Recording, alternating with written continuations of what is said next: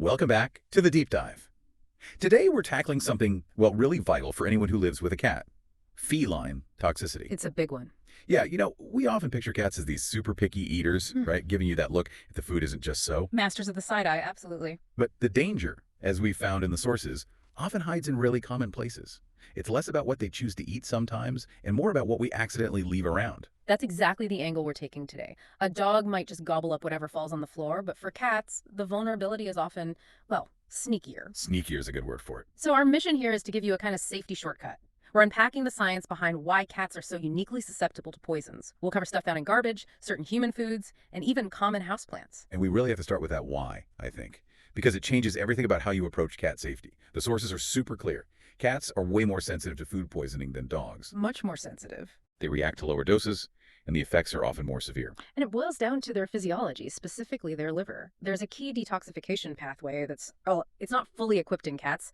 They're deficient in a liver enzyme called glucuronal transferase. Glucuronal transferase, okay? Yeah, think of it like this.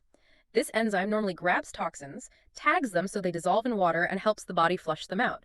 If you don't have enough of it, those harmful compounds just hang around longer. They build up. Exactly. They build up to toxic levels, causing much more damage. It's the perfect example of why you absolutely cannot treat a cat like a small dog. Their internal chemistry is fundamentally different. Okay, that sets the stage perfectly. It's not just size, it's biochemistry. So let's dive into the first area. The stuff they really shouldn't be near, like garbage and things they might scavenge. Right. Because even the most pampered indoor cat might, follow an instinct or just get curious.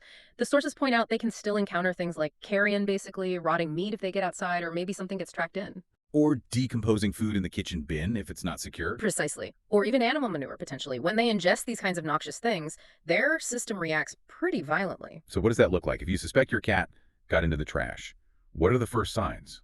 And how quickly does this happen? Typically, the first signs are vomiting and pretty obvious abdominal pain. That usually starts quite quickly. Oh. But here's the really crucial part, the timing detail. Those initial signs are often followed, maybe 2 to 6 hours later, by diarrhea. And it's often severe diarrhea. 2 to 6 hours later. Wow. Yeah, and in bad cases, that diarrhea can even be bloody. That delay is kind of scary, isn't it? Because you might see the vomiting, clean it up, think it's over, and then hours later, severe diarrhea hits. And you might not connect it back to that thing they licked hours before. That's exactly the risk. The link between cause and effect gets broken by that delay. And things can escalate quickly from there into shock, especially if there's a bacterial infection from the spoiled food complicating things. So severe symptoms mean straight to the vet. Absolutely. Any signs of dehydration, persistent vomiting, fever, that bloody diarrhea we mentioned that requires immediate veterinary attention. They'll need support, fluids, monitoring for shock. Mild cases might clear up in a day or two, but you can't risk it. Okay. Now, what about those mild cases? The source material used this phrase, coat the bowel. That sounds very technical. What does it actually mean for an owner? Right, that's definitely vet speak. Coating the bowel basically means using something to line the intestines, an absorbent agent. Okay. The goal is to stop any remaining poison from being absorbed into the cat's bloodstream. It physically lines the gut wall. So what kind of agents are we talking about? Is it something you can do at home, or is it strictly a vet procedure? It usually involves things like activated charcoal, which is brilliant at binding toxins, absorbing them, technically.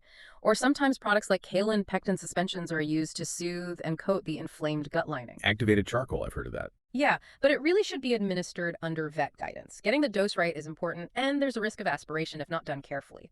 So the principle is clear stop absorption, but given that enzyme issue we talked about, really, any known garbage ingestion warrants at least a phone call to your vet. Better safe than sorry. Absolutely. Okay, that clarifies the emergency steps. Yeah. Let's shift from literal garbage to the food we bring into our homes, because this is where that enzyme problem creates some really surprising hazards. This is where we get into things like the allium species. That's your onions, garlic, chives, leeks. The things that make our food taste good. Exactly. But because cats lack the enzymes to properly break down certain compounds in these plants, those compounds build up, and what they do is actually attack and destroy red blood cells. Well, okay, so it's not just a temporary tummy ache. This is causing actual systemic damage. Precisely. You might see some initial intestinal upset, sure, but the really serious long-term danger is anemia, severe anemia. And it can be insidious, creeping up until the cat is really quite ill. That sounds terrifyingly easy to miss in the early stages. It can be, and the exposure isn't always obvious, It's not necessarily your cat munching on a raw onion. It could be onion powder hidden in something like, say, certain types of baby food. Baby food. Why would a cat eat baby food? Well, sometimes owners might use meat-based baby food to tempt a sick cat with a poor appetite, not realizing there's onion powder in the ingredients. Ah, I see. Hidden ingredients. Exactly, or even garlic components that are sometimes found in those natural flea-repellent products, things marketed as safe but containing hidden allium elements. You really have to scrutinize labels. That's a huge heads up. Always check the ingredients, especially if you're using human foods or non-standard supplements. So, if this damage occurs, if anemia sets in, what's the treatment path? It sounds serious. It is serious, and treatment is intensive because you're dealing with damage to the blood itself. For severe cases, it's about supporting those failing red blood cells. This might involve antioxidants, sometimes pure oxygen therapy. Yeah, to help the remaining red blood cells carry what oxygen they can. And in really critical situations, blood transfusions might be needed if the anemia is life-threatening. Wow. Okay. Heavy stuff. Let's talk about another category we hear about a lot, especially with dogs. Stimulants. Chocolate and coffee. How does this play out in cats, given their unique metabolism? The culprits here are theobromine, mostly in chocolate, and caffeine in coffee and other sources, again because cats are slow metabolizers of these types of compounds due to that enzyme issue. The effects get amplified. Hugely amplified. These substances basically send their system into overdrive. You see symptoms like hyperexcitability, muscle tremors, weakness, really rapid breathing. And sadly, in high enough doses, it can lead to seizures, coma, organ failure, and even death. So time is absolutely critical. Get the toxin out fast. Yes. Standard procedure: induce vomiting if it's safe in recent ingestion. Give activated charcoal to bind whatever is left in the stomach and intestines. But crucially, the cat almost always needs intravenous fluids at a vet clinic. The IV drip. That 5E fluid therapy is key. It's essentially helping to do the job the liver can't do efficiently, flushing the toxins out of the system, supporting the kidneys, and helping stabilize the heart and nervous system, which are being overstimulated. Right, the fluids are kind of compensating for that missing enzyme, the glucuronol transferase. Makes sense. Now, the sources also mention a list of things known to be toxic to dogs, which we must assume are toxic to cats, even if cats aren't usually drawn to them. Ah, yes, the better safe than sorry list. This comes from a lot more research done on dogs, but the caution absolutely extends to cats. We're talking grapes, raisins, macadamia nuts. Common kitchen staples. Right, but the one on this list that really needs a spotlight shown on it is xylitol. The artificial sweetener. It seems to be in everything these days. Sugar-free gum, baked goods, some peanut butters. Exactly. And xylitol is incredibly dangerous, potentially catastrophic for pets. While cats might not typically raid the sugar-free cookie jar, if they do ingest a product containing it, maybe you chew on a dropped piece of gum or lick up a spill. What does it do? In dogs, xylitol triggers a massive, sudden release of insulin from the pancreas. This causes their blood sugar to plummet dangerously low. That's acute hypoglycemia. Hypoglycemia. Low blood sugar. Very low, leading rapidly to symptoms like weakness, staggering, collapse, seizures, and it can also cause acute liver failure even days later. It's devastating. And we have to assume the same catastrophic mechanism, that insulin surge and blood sugar crash, happens in cats. We absolutely must assume that. Any xylitol ingestion is a 5-alarm emergency requiring immediate veterinary intervention to manage blood sugar and support the liver. So the take-home message is, if you have xylitol products, treat them like potent medications. Keep them locked away, or maybe just don't have them in the house if you have pets. Honestly, that's the safest approach. The risk is just too high. Okay, that's vital information. Let's move from the kitchen to, well, the living room and the garden. Poisonous plants. This seems like a really complex area. Oh, it is incredibly complex. Plant toxicity isn't straightforward. Sometimes it's just one part of the plant that's dangerous, like the bulb or the seeds or the leaves.